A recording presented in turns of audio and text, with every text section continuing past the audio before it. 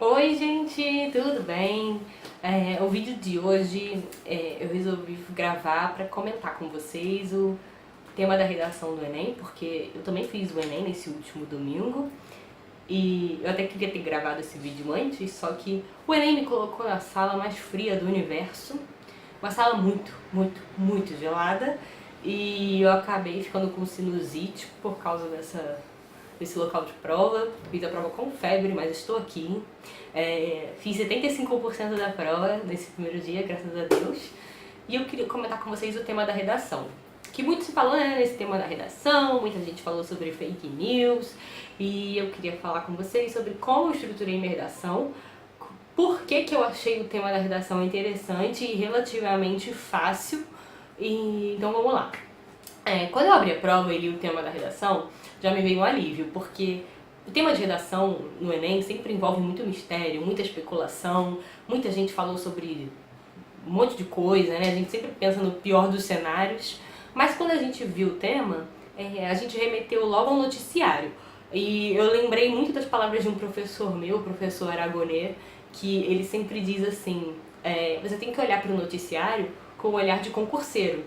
E sim, o Enem é um concurso público, né? Porque ele sempre diz assim, tem muita coisa que acontece que a gente vê em Jornal Nacional, a gente lê no jornal, que cai em concurso, sabe? E esse é um tema que justamente a gente poderia ter desenvolvido olhando o noticiário, trabalhando essa visão. Desde quando começou a veicular notícias sobre a questão do Facebook, o júri, por conta da manipulação dos dados para a campanha do Donald Trump, ou quando o governo federal recentemente aprovou a lei geral de uso de dados, ou a gente poderia ter falado daquela rede de farmácias mineira que foi processada por ter comprado um banco de dados utilizado para direcionar suas vendas, enfim, são muitos exemplos que a gente poderia ter usado na redação apenas olhando o noticiário, tá? E para quem usou fake news na redação, é bom esclarecer que a redação ela não se trata necessariamente sobre fake news. Mas como o tema era manipulação de dados, a gente pode sim usar fake news como um exemplo. Como um exemplo que eu digo até como uma consequência dessa manipulação. Mas não tratar a redação única e exclusivamente como fake news. Como assim, Marcela? A gente pode usar o exemplo das fake news para realmente direcionar, é um exemplo de como direcionar o comportamento dos eleitores, por exemplo, nessas eleições agora no Brasil, que muita gente veiculava fake news em WhatsApp ou até em sites mesmos, enfim, na televisão, para manipular a cabeça, para direcionar aquela pessoa que ainda não tinha intenção de voto, votar no candidato X ou Y, entendeu? Mas não era necessariamente sobre fake news, mas dava para usar como um argumento. E aí, como é que eu comecei a minha redação? Como é que foi a minha introdução? Na introdução eu quis usar uma tática que eu gosto de chamar de Yin e Yang. Como assim Yin e Yang? O Yin e Yang é uma... Ô gente, como é que se dá o nome? É uma teoria oriental que fala sobre tudo que há um dualismo no universo. Por exemplo, sol e lua, noite e dia, bom e ruim. Então eu quis usar isso na minha introdução. Como assim?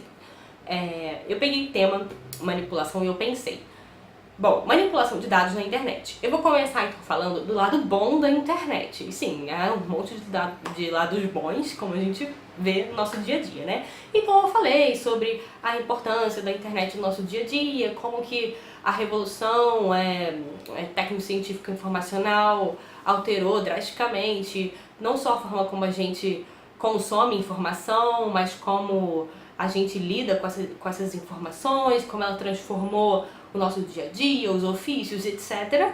Mas aí vem o outro lado, né? Eu entrei com porém, a internet, por ainda ser um espaço relativamente livre e ter pouca regulamentação, ela dá margem para diversas práticas que ainda não são reguladas pelo governo. E aí foi quando eu entrei nessa questão do uso de dados. E aí nos meus 2 parágrafos de desenvolvimento, eu resolvi explicar eu peguei mais pelo viés econômico e social, né? Então eu expliquei como que as empresas, por exemplo, os grandes conglomerados de informática no mundo, Google, Amazon, como que eles pegam os nossos cadastros, nossos dados pessoais, e aí isso fica sob a custódia deles, e eles podem utilizar até então, né, eles poderiam utilizar todos esses dados que estavam armazenados com eles da forma como eles bem entendessem. Por exemplo, vendendo banco de dados e para outras empresas. E isso a gente percebe no nosso dia a dia, gente. Por exemplo, vira e mexe alguém liga aqui pra minha casa, um banco liga aqui pra minha casa e fala: oi Marcelo, tudo bem? Eu tenho uma proposta de cartão de crédito pra você e tal. Aí eu pergunto: ué, mas como é que vocês conseguiram meus dados, meu número, etc? E, porque você tem um bom relacionamento com o comércio local. Ou seja, compraram um banco de dados e saíram ligando pras pessoas, né? Então, eu argumentei, né, eu desenvolvi sobre como essas empresas pegam esses nossos dados, como existe esse comércio atualmente de banco de dados e que ainda lá no final, né, eu vou voltar nesse assunto para falar como ainda falta uma legislação específica para poder regular, para poder, como é que é a palavra, gente? Para poder regular isso aí.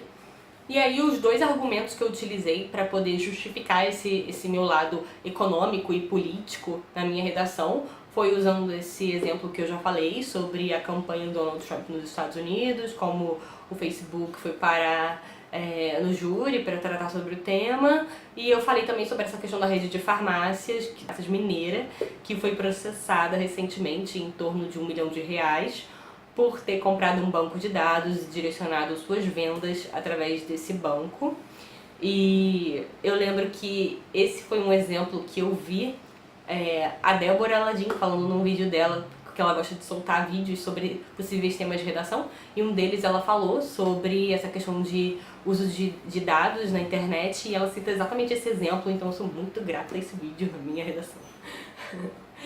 E ela não sabe que eu estou falando disso, porque ela nem me conhece. E aí tá, eu usei esses dois exemplos, né, e eu precisava de um embasamento teórico também, né, e agora é a parte que eu gosto, porque entra a minha formação como comunicóloga. O meu argumento teórico foi usando a teoria do fato social do Durkheim, que é um sociólogo francês, esse aqui que tá aqui do lado, com esse bigode grande. E ele fala o seguinte, que eu vou ler pra vocês, que é mais fácil pra eu conseguir, na redação, estruturar direitinho.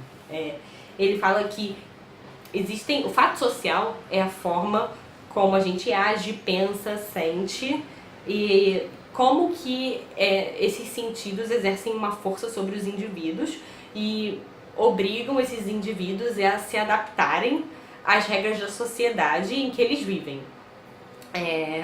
O fato social, ele tem necessariamente 3 características, que é a generalidade, ou seja, o fato social ele é coletivo, ele não afeta somente um indivíduo, ele afeta um grupo maior. Ele tem a característica da exterioridade, que ele implica uma sociedade que já está organizada. Uma sociedade que está organizada por suas leis, por seus costumes, pelos seus padrões, etc. E tem a questão da coercitividade, que certos padrões culturais eles são impostos sobre os indivíduos, sabe? Os indivíduos não têm uma questão de escolha, porque eles já nasceram nessa sociedade que já vive sob esses padrões. Então dá para usar essa teoria do fato social fortemente nessa redação, usando essa questão da manipulação, né, gente? Como que a manipulação é sim um fato social, justamente por essas características. E aí, para a nossa proposta de intervenção, para a proposta de intervenção na conclusão da redação, eu pensei na Lei Geral de Uso de Dados, que foi aprovada recentemente, né? E já está em vigor, tá? Em 2018.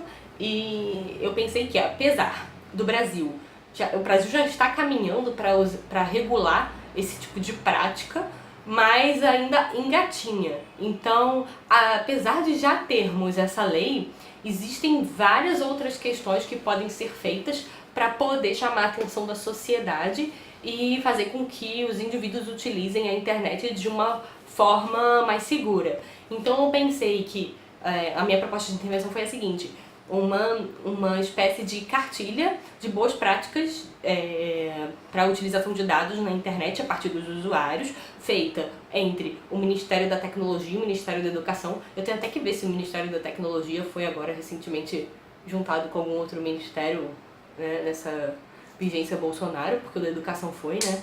E aí, mas eu, enfim, citei Ministério da Tecnologia e Ministério da Educação, que os dois juntos poderiam elaborar uma cartilha de boas práticas e veicularem na televisão, na TV aberta, falando sobre essas boas práticas, utilizando essa cartilha também em sala de aula, para que os alunos possam debater sobre o tema, e que a Lei Geral de Proteção de Dados Pessoais, que foi aprovada recentemente, já possa reverberar no país através das estatais do governo, fazendo finalmente uma regulação do que acontece atualmente com essas empresas, enfim, que está tendo assim, esse comércio tão grande de bases cadastrais, né, gente, que a gente precisa ter um marco regulatório aí, a gente precisa de uma regulação, a gente precisa de algum órgão do governo atuando fortemente. Então eu pensei nessa proposta de intervenção.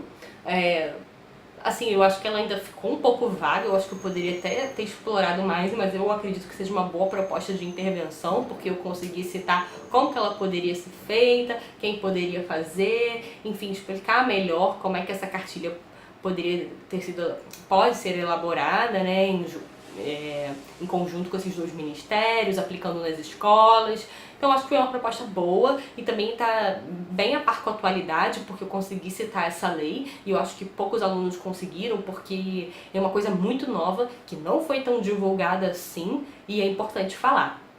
E é isso, gente. Se vocês quiserem mais vídeos sobre temas de redação, questões para elaborar redação, é um tema que eu gosto muito, eu adoro fazer, porque eu sou formada em comunicação, né, gente? E eu adoro essa questão de ter que justificar com teorias. Eu gosto muito de sociologia, filosofia. Então, se vocês quiserem mais vídeos, podem dar um joinha, curtir aqui o canal, se inscrever, que a gente volta e fala mais sobre isso, tá bom? Eu quero desejar a todos vocês um ótimo segundo dia de Enem, que os deuses da matemática, da biologia, da química, da física iluminem a gente, porque para quem é de humanas, a gente sofre nessa parte.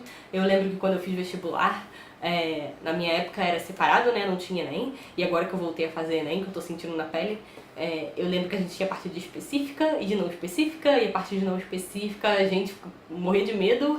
Então, a gente espera que vocês tenham um ótimo dia no domingo, assim como eu. E a gente volta a comentar mais aqui, tá? Um beijo pra vocês e tchau, bons estudos!